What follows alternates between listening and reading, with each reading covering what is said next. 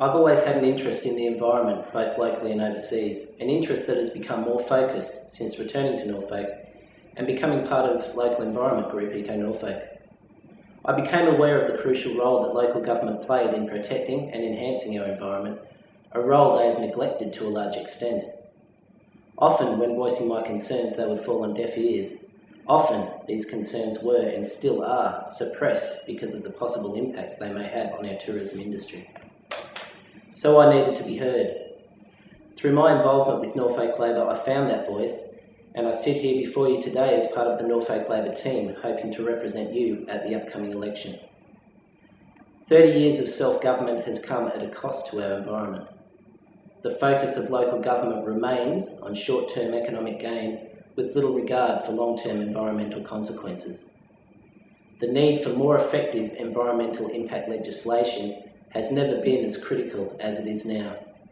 With the imminent arrival of cruise ship vessels, we are looking at effectively doubling our population on any given day, with little thought for our island's limited resources. We are relying on a sewage treatment system that has already surpassed its expected working life. The open pit burning and ocean dumping at Headstone are already polluting our air, marine environment and foreshores. Concerns regarding dioxin contamination as a result of the open pit burning have never been adequately investigated. Groundwater contamination remains an issue, with only 10% of residents connected to our water assurance scheme, and reports dating back 30 years stating that groundwater, both surface and deep, is heavily and probably permanently contaminated. The worst points of contamination include our hospital and our school.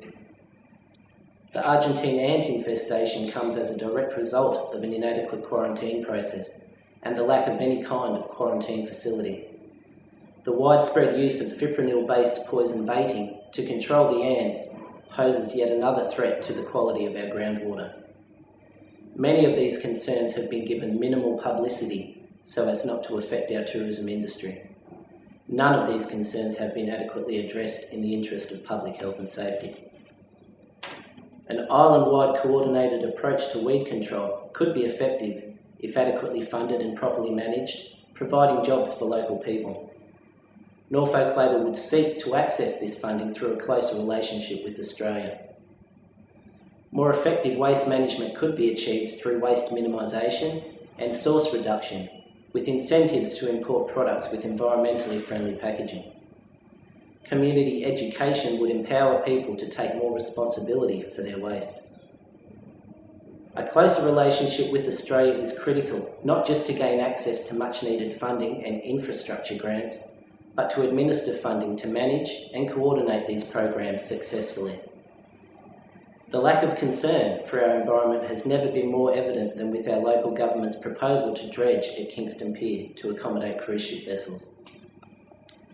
Our Environment Minister's silence on the proposal demonstrates just how seriously they consider the environment when making these decisions.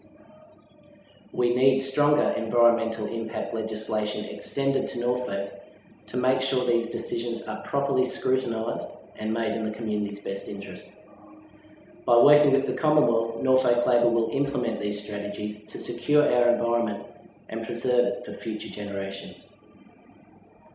I'm asking you to consider Norfolk Labor at this upcoming election, not just voting for myself, but for a strong and unified team. You have 9 votes. While it is important to use all 9 of these votes, every vote you give Norfolk Labor is a vote for the essential change that Norfolk Island needs. Thank you.